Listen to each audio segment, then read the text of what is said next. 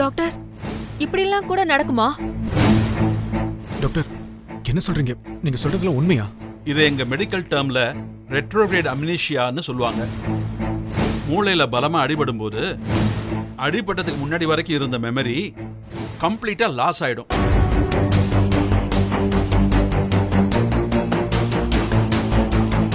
உலகத்துல பல பேர் இந்த நோயினால பாதிக்கப்பட்டிருக்காங்க. அப்படின்னா எப்பவுமே இந்த தங்கச்சிக்கு பழசெல்லாம் ஞாபகத்துக்கு வராதா டாக்டர்? அப்படி சொல்ல முடியாது சார். சில பேருக்கு கொஞ்ச நாள்லயே நினைவுகள் திரும்ப வந்துடும். இன்னும் சில பேருக்கு வருஷங்கள் கழிச்சு தான் வரும்.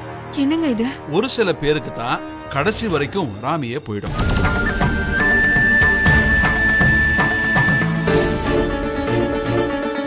டாக்டர், என்ன பண்ணா இந்த பொண்ணுக்கு பழையபடி ஞாபகம் வரும்? வெல், இது கொஞ்சம் காம்ப்ளிகேட்டடான விஷயம்தான். இருந்தாலும் அதை சிம்பிளா எக்ஸ்பிளைன் பண்ண முயற்சி பண்றேன்.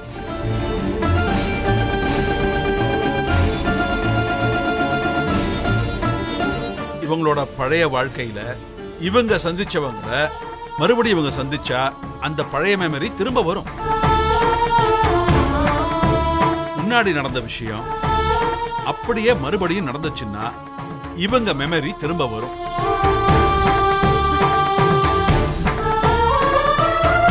இவங்க மனசுல ஆழமா பதிஞ்ச ஏதோ ஒரு விஷயம் திரும்ப ஞாபகத்துக்கு வரும்போது பழைய விஷயங்கள் மொத்தமா ஞாபகத்துக்கு வரும். இதெல்லாம் பாசிபிலிட்டிஸ் தான். கட்டாயம் திரும்ப வரும்னு சொல்ல முடியாது. டாக்டர், அப்ப நாங்க இந்த பொண்ணை எப்படி பாத்துக்கணும்? இவங்கள ஒரு குழந்தைய பாத்துக்கிற மாதிரி பாத்துக்கணுமா? அதான் கடவுளே இவங்கள ஒரு நல்ல ஃபேமிலி கிட்ட ஒப்படைச்சிருக்காரு. இங்க பாருங்கம்மா, இவங்க கிட்ட ரொம்ப அன்பா நடந்துக்கணும். ஓகே சார், நான் டிஸ்சார்ஜ் பண்ண சொல்லிடுறேன். நீங்க வீட்டுக்கு கூட்டு போயிடலாம். Okay doctor. ஓகே.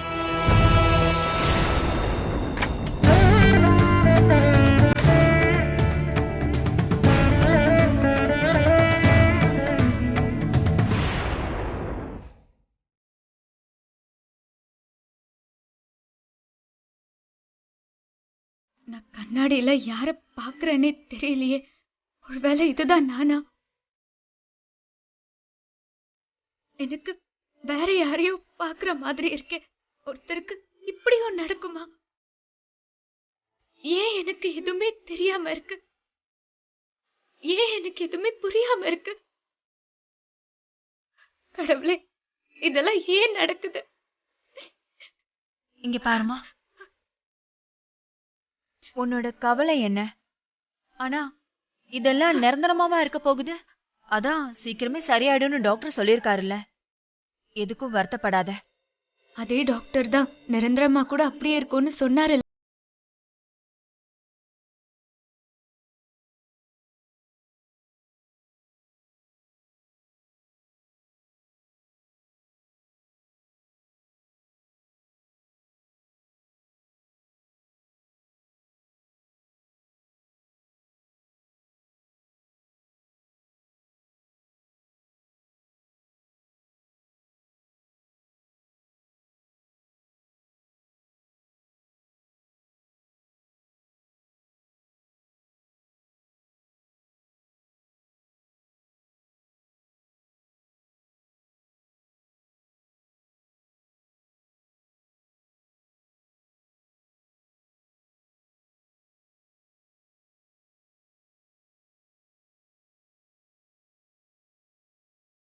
கிளம்பலாம்.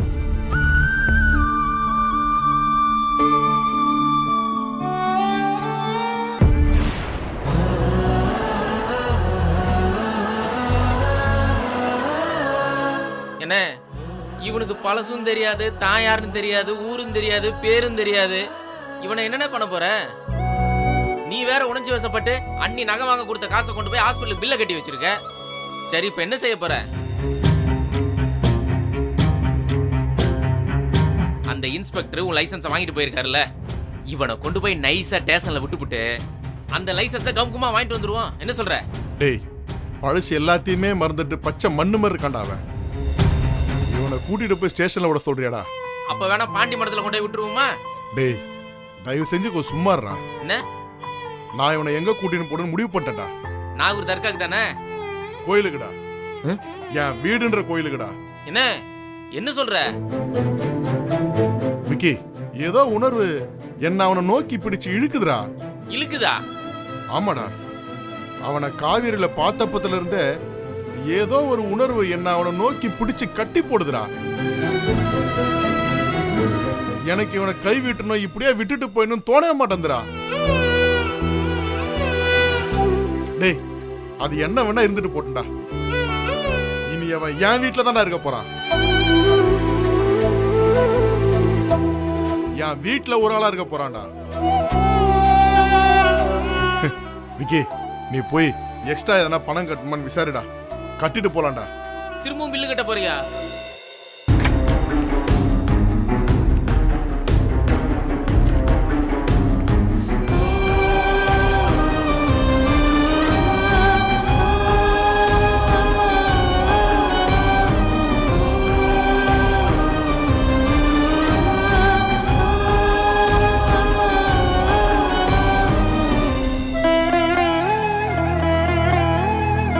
வா சாமி கும்பிட்டுக்கோ.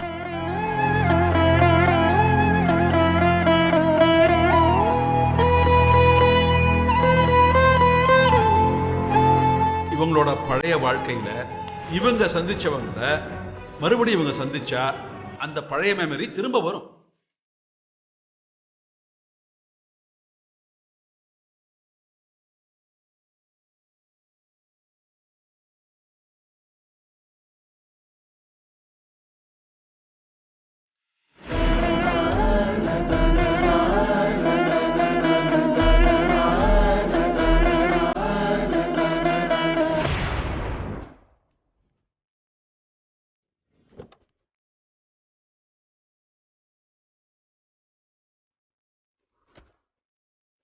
போ உள்ள போ, பார்த்து உட்காரு.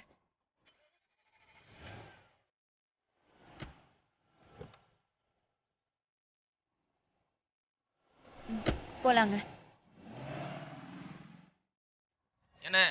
நான் வேணா ஆட்டோ பிடிக்கவா? நீங்க 2 பேரும் வந்துடுறீங்களா? ஆட்டோ எதுக்குடா? யானை மாதிரி நம்ம வண்டி இருக்கும்போது பூனையில போலான்ற? இல்லண்ணே, நம்ம 2 பேத்துக்கு ஓகே. பிரதரு? டேய் விக்கி, இவன் நம்ம வீட்டு புள்ளடா. நம்ம கூட தான் வருவான். வா போலாம். அப்போ ஓகே. பா வாப்பா. வாப்பா.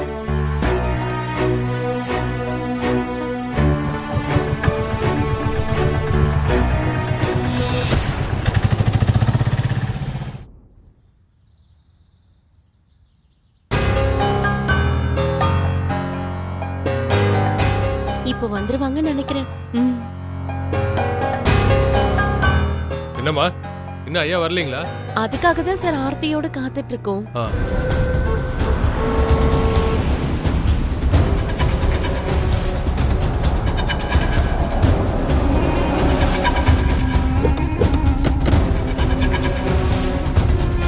அண்ணா, என்னண்ணா ஆச்சு?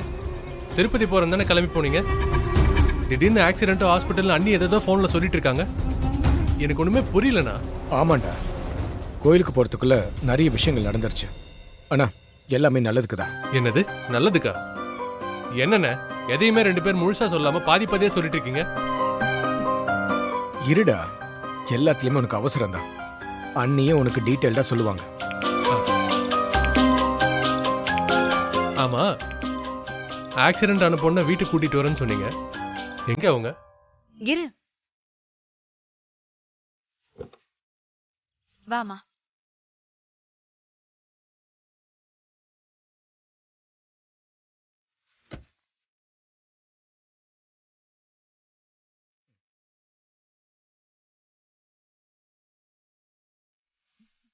இவ தான் இனிமே இந்த வீட்டோட மகாலட்சுமி.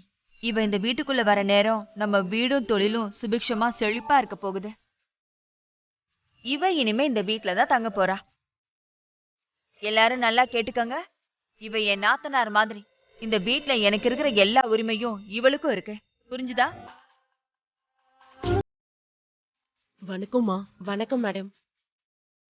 என்ன நீ அப்படியே தங்கச்சி மாதிரியே ஒரு பொண்ணு கூட்டிட்டு வந்திருக்கீங்க? குடு.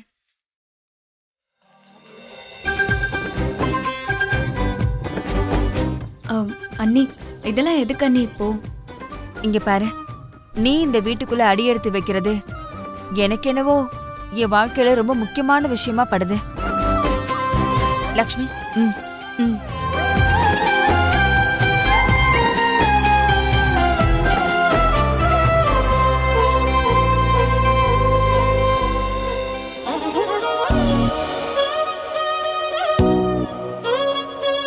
வலது கால் எடுத்து வச்சு உள்ள வா. ம் வா. போமா. வலது கால் எடுத்து வச்சு உள்ள வா.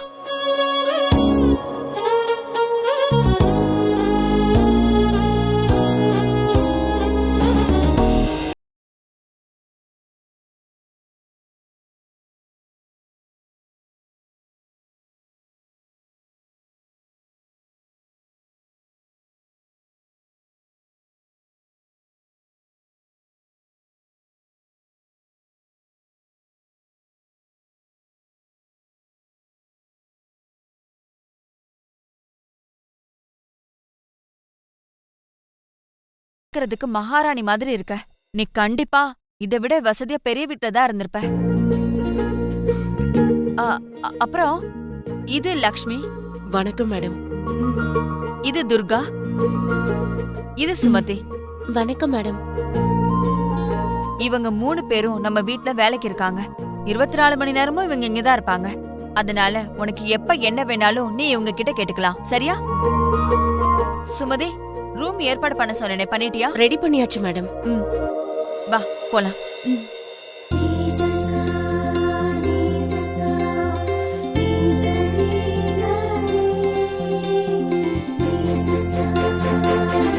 இதுதான் உன்னோட ரூம். ரூம் பிடிச்சிருக்கா?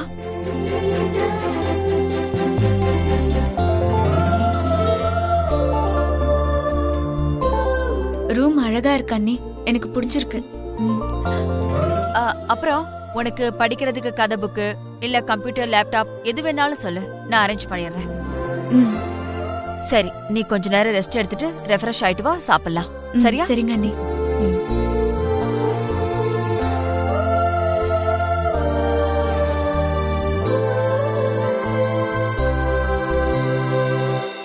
அண்ணே, என்னென்ன நடக்குது?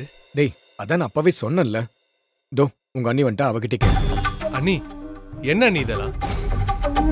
தலையில அடிபட்டு இருக்குன்றீங்க, பழசெல்லாம் மறந்துட்டாங்கன்றீங்க, நம்ம வீட்டுக்கே கூட்டிட்டு வந்திருக்கீங்க.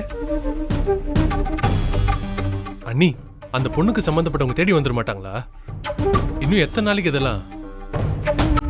நீங்க என்னடாண்ணா அவங்க மேல அவ்வளவு பாசம் வச்சிருக்கீங்க? எனக்கு என்னவோ கடவுள் தான் அந்த பொண்ணை என்கிட்ட ஒப்படைச்சிருக்காருன்னு தோணுது. அந்த பொண்ணு என்னை விட்டு எங்கேயுமே போக போறதில்லன்னு தோணுது.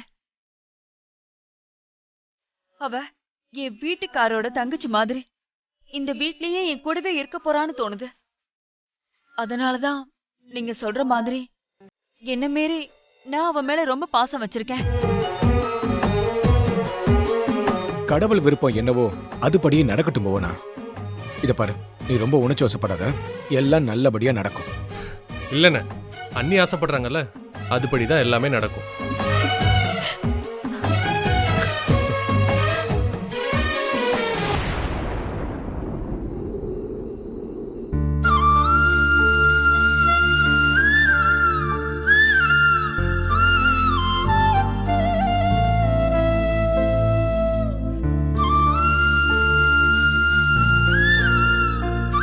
முருகா, நீ எங்களை விட்டு போய் 13 வருஷம் ஆச்சுடா. உன்னை நினைக்காம ஒரு நாள் ஒரு பொழுது கூட இருந்ததில்ல.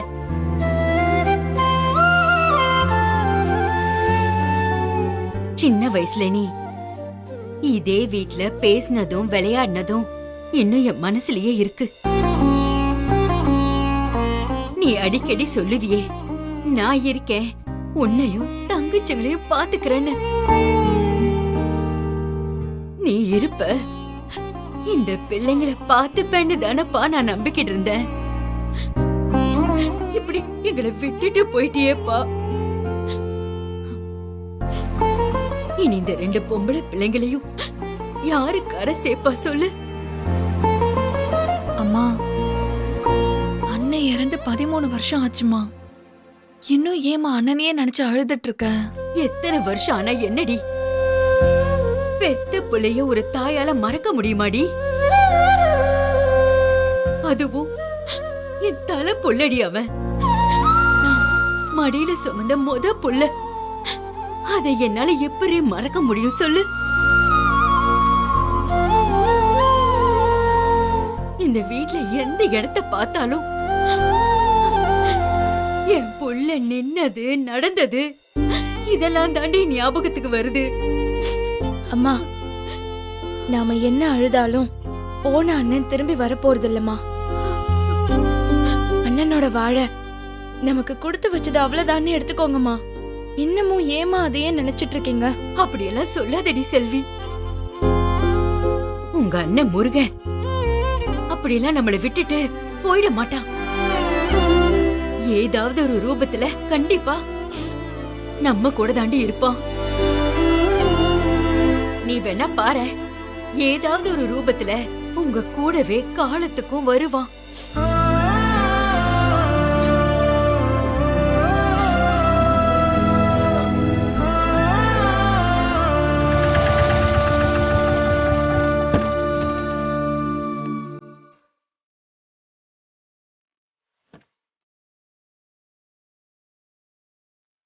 பாப்பா இறங்குப்பா, நம்ம இறங்க வேண்டிய ஸ்டாப் வந்துருச்சு. வா. புடிச்சு மெதுவா இருங்கப்பா.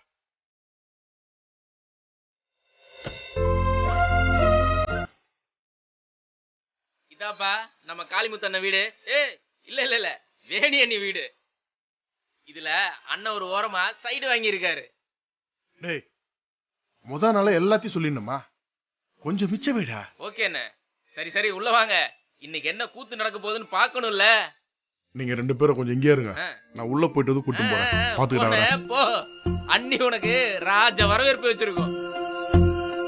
அம்மா, அப்பா. ஏய்யா, ஒரு 10 நிமிஷத்துக்கு முன்னாடி வந்திருக்கலாம்ல. வீட்ல சாமி கும்பிடுவோன்னு தெரியும்ல. இப்பவாவது வந்தியே. சரி சரி, அமுதாக்கு வாங்கின நகைய போட்டோ முன்னாடி வை.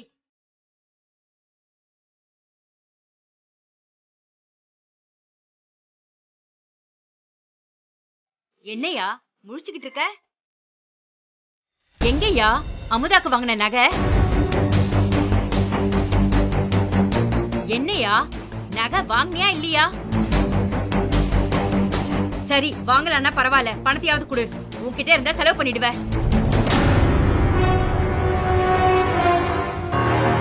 யோ, என்னையா இப்படி முழிச்சுக்கிட்டு இருக்க? அப்பா, அம்மா கேட்டுட்டு இருக்காங்கல்ல, ஏன் பதில் சொல்லாம இருக்கீங்க? அப்பா, என்னப்பா பணத்தை உங்க முதலாளி அம்மா கிட்டே கொடுத்து வச்சிருக்கீங்களா? இல்லம்மா, பணம் செலவாயிடுச்சு. யோ, என்னையா சொல்ற? பணம் செலவாயிடுச்சுன்னு? அமுதா கல்யாணத்துக்காக சேர்த்து வச்ச பணம் அது. என்ன பண்ண? வண்டி ஏதாவது ரிப்பேர் ஆயிடுச்சாப்பா? இப்ப செலவு பண்ணிட்டு முதலாளி கிட்ட அப்புறம் வாங்கிக்கலாம்னு சொல்லி செலவழிச்சிங்களோ? இல்லம்மா, ஒரு பையன் தலையில அடிபட்டு உயிருக்கு போராடிக்கிட்டு இருந்தான். அவனை நானும் விக்கியும் கூட்டு போய் ஆஸ்பத்திரியில சேர்த்தோம். அவனை காப்பாற்றணும்னா 2 லட்சம் ரூபாய் கட்டணும்னு சொன்னாங்க. அதாம்மா கையில இருந்த பணத்தெல்லாம் கட்டிட்டம்மா.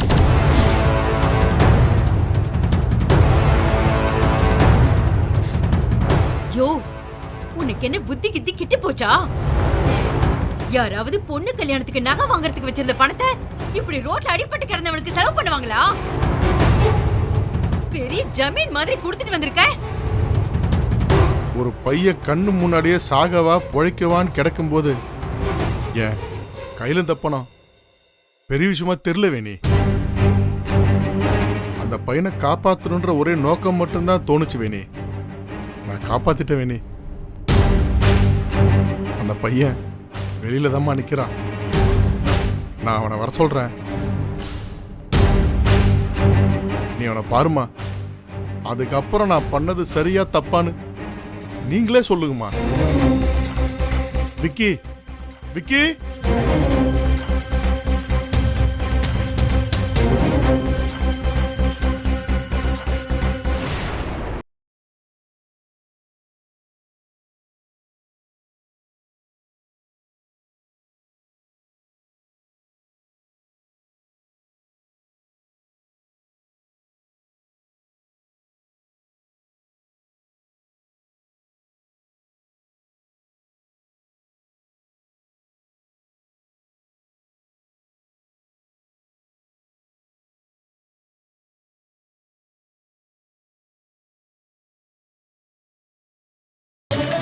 முருகா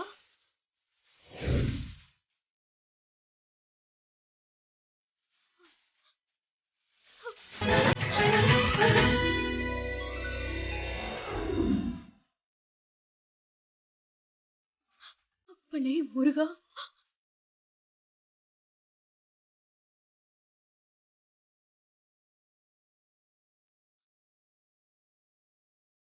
வாப்பா.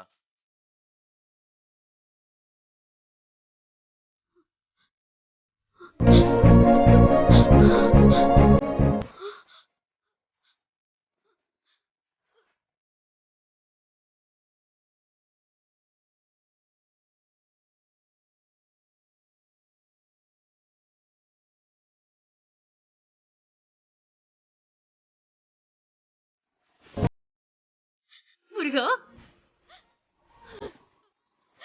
ஏன் முருகனா எங்க நம்ம முருகங்க என் புள்ள முருகங்க நம்ம தலைச்ச புள்ளங்க